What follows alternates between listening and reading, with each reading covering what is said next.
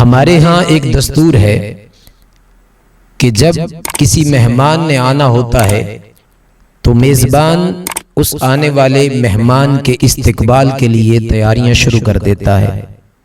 जिस कदर मेहमान अजीम होगा उसी कदर उसकी आमद का इस्तकबाल भी अजीम से अजीम तर बनाने की कोशिश की जाती है।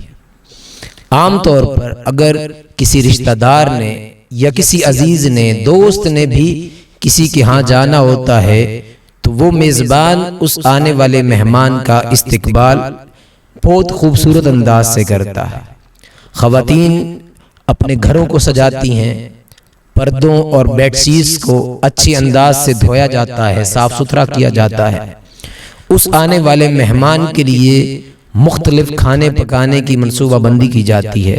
मर्द हजरात बाहर से सौदा सलफ लाते हैं ताकि जब वो मेहमान आए तो उसका शायान शान तरीके से इस्तकबाल किया जाए। इसी तरह अगर किसी तालीमी इदारे के अंदर कोई सालाना प्रोग्राम हो या कोई खेलों का मुकाबला हो और उसकी फाइनल तकरीब हो, अब उस प्रोग्राम के अंदर मुख्तलिफ लोग आने होते हैं, मुख्तलिफ शोबाए ज़िंदगी से ताल्लुक़ रखने वाले वेल नाउन पर्सन्स को बुलाया जाता है। तो उन वेल नाउन पर्सन्स के इस्तकबाल के लिए उस तालीमी इदारा को, उस ग्राउंड को और उस जगह को जहाँ उस मेहमान ने आना होता है, उसकी आमद से पहले ही उसके इस्तकबाल के लिए तैयारियां शुरू कर दी जाती हैं। अल्लाह पाक ने ये सारी कायनात का निज़ाम बनाया। उसने दिन और रात को पैदा किया, फिर मुख्तलिफ अय्याम हैं, फिर मुख्तलिफ महीने बनाए, मगर उन महीनों में जो अज़मत और जो फजीलत अल्लाह पाक ने रमज़ानुल मुबारक को अता की वो किसी और महीने को अता नहीं की। हम देखते हैं कि ताजदार कायनात सल्लल्लाहु अलैहि वसल्लम भी जब रमज़ानुल मुबारक की आमद होती तो शाबानुल मुअज़्ज़म में रसूल करीम सल्लल्लाहु अलैहि वसल्लम रमज़ान के इस्तकबाल की तैयारियां शुरू कर देते। रसूल करीम सल्लल्लाहु अलैहि वसल्लम का मामूल था कि हुजूर इस माह शाबान में कसरत के साथ रोजे रखते। हजरत आयशा सिद्दीक़ा रज़ियल्लाहु ताला अन्हा फरमाती हैं कि मैंने हुजूर को देखा कि शाबान के महीने में हुजूर कसरत के साथ रोजे रखते। ये हुजूर का रमजान का इस्तकबाल था। और फिर रसूल करीम सल्लल्लाहु अलैहि वसल्लम से पूछा गया, या रसूल अल्लाह, नफल रोजों में कौन से रोजे सबसे अफजल हैं? इस पर रसूल करीम सल्लल्लाहु अलैहि वसल्लम ने इरशाद फरमाया, सौमु शाबाना ताज़ीमन लिरमदाना। वो रोजे जो कोई इंसान रमजान की ताज़ीम के लिए रखता है, यानी माह शाबान में रखता है, उनकी फजीलत, उनकी अजमत बहुत ज्यादा है। यानी वो अजमत और फजीलत और मर्तबे और मकाम के लिहाज से बाकी दीगर नफली रोजों से बरतर हैं। तो रसूल करीम सल्लल्लाहु अलैहि वसल्लम भी जिस तरह हम दुनिया के अंदर जब किसी मेहमान ने आना होता है तो हम उसकी आमद का इंतजार करते हैं और घर वालों को बताया जाता है, मोहल्ले वालों को बताया जाता है। अगर किसी तालीमी इदारे में आना होता है किसी मेहमान ने तो तमाम स्टाफ को बताया जाता है, वहां तालिब इल्मों को बताया जाता है ताकि उस आने वाले मेहमान का भरपूर अंदाज से इस्तकबाल किया जाए। अब रसूल करीम सल्लल्लाहु अलैहि वसल्लम के नजदीक रमजानुल मुबारक से बढ़कर कोई अजीम और अजमत वाला महीना ना था। ये वो महीना था जिसमें अल्लाह रब्बुल इज्जत ने इस उम्मत मुहम्मदिया पर खास करम फरमाना था, और ये वो महीना था जिसके अंदर अल्लाह पाक ने अपनी रहमत और फजल का खुसूसी नुज़ूल फरमाना था। इसलिए हम देखते हैं कि रसूल करीम सल्लल्लाहु अलैहि वसल्लम जब रमजानुल मुबारक का महीना करीब आता तो शाबान के आखिरी दिन हुजूर का मामूल था कि सहाबाए किराम को जमा फरमा लेते।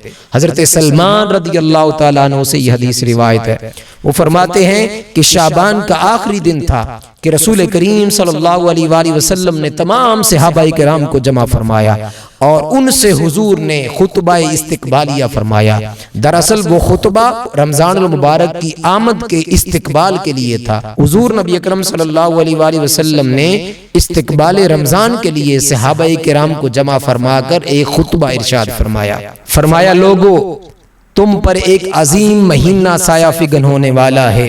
वो बरकतों वाला महीना है जिसके अंदर अल्लाह पाक ने एक ऐसी रात रखी, लैलतुल क़द्र खैरुम मिन अल्फि शहर, जो 1000 महीनों से बढ़कर है। और ये वो महीना है जिसके अंदर दिन का रोजा अल्लाह पाक ने फर्ज किया और रातों का कयाम सुन्नत बना दिया। लोगों, जब तुम में ये महीना आ जाए तो तुम दिन का रोजा रखना और रात का कयाम करना। इस महीने की ये बरकत है कि अगर कोई शख्स एक फर्ज अदा करता है तो अल्लाह पाक उसको 70 फर्जों का सवाब अता फरमाते हैं। ये महीना सब्र का है और सब्र का बदला जन्नत है। फरमाया लोगों, ये महीना खैर खाही का है। इस महीना में अल्लाह जल्ला शानुहु मोमिन का रिज़्क बढ़ा देता है। और फरमाया कि अगर कोई शख्स इस महीना के अंदर किसी रोजादार को रोजा अफ्तार करवाए तो अल्लाह पाक उसके गुनाहों को माफ फरमा देता है और उसको जहन्नुम से आजाद फरमा देता है। रोजा अफ्तार करवाने की वजह से अल्लाह पाक उस शख्स को भी उतना सवाब अता करता है जितना कि रोजा रखने वाले को अता करता है।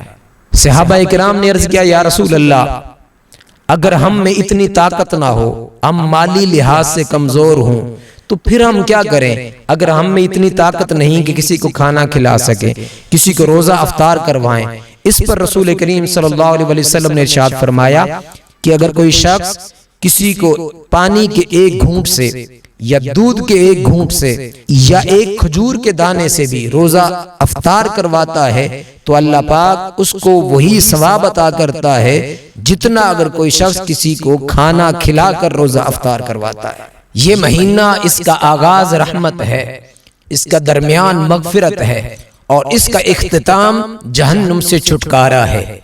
अगर कोई इस महीने में अपने गुलाम का काम हल्का कर दे तो अल्लाह पाक उसके गुनाहों को माफ फरमाकर उसको जहन्नुम से आजाद फरमा देता है। अगर तुम में से किसी को ये महीना नसीब हो जाए तो अल्लाह के हुजूर 4 दुआएं लाजमी करे। 2 का ताल्लुक अल्लाह की रजा के साथ है और 2 जिनका ताल्लुक तुम्हारी जात के साथ है और उसके अलावा तुम्हारा चारा नहीं। वो 2 दुआएं जिनसे तुम अल्लाह का कुर्ब पा सकते हो, जिनसे तुम्हें अल्लाह की रजा नसीब होगी। वो क्या कि कसरत के साथ तुम ला इलाहा इल्लल्लाह का विर्द करो।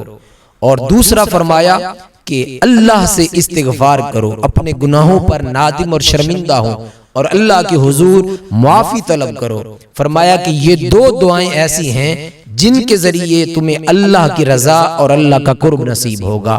और फरमाया कि वो 2 दुआएं जिनके बगैर तुम्हारा चारा नहीं, जहन्नुम से पनाह मांगो और अल्लाह से उसकी जन्नत मांगो। और अगर कोई इस महीना के अंदर किसी को पेट भर कर खाना खिला दे तो अल्लाह ताला कयामत के दिन उसे मेरे हौज़ कौसर से ऐसा जाम अता फरमाएगा जिसको पीने के बाद उसको कभी भी प्यास नहीं लगेगी। और फिर रसूल करीम सल्लल्लाहु अलैहि वसल्लम ने इरशाद फरमाया कि लोगों, अगर तुम्हें रमजानुल मुबारक की फजीलत, उसकी अजमत का अंदाजा हो जाए तो तुम ये इल्तिजा करो, तुम इस बात की ख्वाहिश करो कि काश 12 के 12 महीने रमजानुल मुबारक रहे और तुम लोग अल्लाह के हुजूर अल्लाह की रजा के लिए रोजे रखते रहो। और हजरत उमर फारूक रदी अल्लाह ताला अन्हो, उनका ये मामूल था कि जब रमजानुल मुबारक की आमद होती तो हजरत उमर रदी अल्लाह ताला अन्हो इस रमजानुल मुबारक का इस्तकबाल कुछ यूं करते, इरशाद फरमाते, मरहबा इस महीना को जो सरापा खैर है, इसके दिन का रोजा भी खैर और इसकी रात का कयाम भी खैर। मुअज़्ज़ज़ नाज़रीन, ये शाबानुल मुअज़्ज़म की जो आखिरी सातें हैं, आखिरी चंद दिन और चंद रातें हैं, इसमें हम हुजूर नबी अकरम सल्लल्लाहु अलैहि वसल्लम के उसवा को सामने रखते हुए हम कोशिश करें कि जितने दिन का रोजा रख सकें उसका रोजा रखें। चूंकि हुजूर ने फरमाया कि वो रोजे जो रमजान के इस्तिकबाल और उसकी ताज़ीम के लिए रखे जाते हैं वो अजमत के लिहाज से सबसे ज्यादा है। तो हम कोशिश करें कि इस आने वाले रमजान का इस्तिकबाल रोजों की सूरत में करें, फिर दूसरों पर माल खर्च करें, फिर उस आने वाले रमजान की पहले से हम तैयारी करें कि हमने किस तरह इस रमजान मुबारक को गुजारना है, किस तरह हमने दिन का रोजा रखना है, किस तरह हमने रातों का कयाम करना है, कौन कौन से अच्छे अमल हैं जो हमने इस रमजान मुबारक में करने हैं। ये जो हम एहतिमाम करेंगे वो हकीकत में हुजूर नबी अकरम सल्लल्लाहु अलैहि वसल्लम की सुन्नत के मुताबिक इस्तकबाल रमज़ान होगा। अब उस रमज़ानुल मुबारक की आमद से पहले आप जो एहतमाम करेंगे, घर के अंदर एहतमाम करेंगे, बाहर करेंगे, अपनी सोचों के अंदर करेंगे, वो एक एक लम्हा, वो एक एक अमल जो आप रमजान से पहले कर रहे हैं, उस हर अमल का सवाब अल्लाह पाक आपको अता करेगा। तो अल्लाह रब्बुल इज्जत की बारगाह में दुआ है कि अल्लाह करीम हम सबको रमजान मुबारक का इस्तकबाल उसके शयान शान तरीके से करने की तौफीक अता फरमाए और इस रमजान मुबारक को हमारे लिए बायस बरकत और बायस रहमत बना दे। और इस रमजान मुबारक की आमद से अल्लाह पाक इस कोरोना जैसी वबा को इस दुनिया से हमेशा के लिए उठा ले। आमीन। वमा अलैया इल्लल बलाग।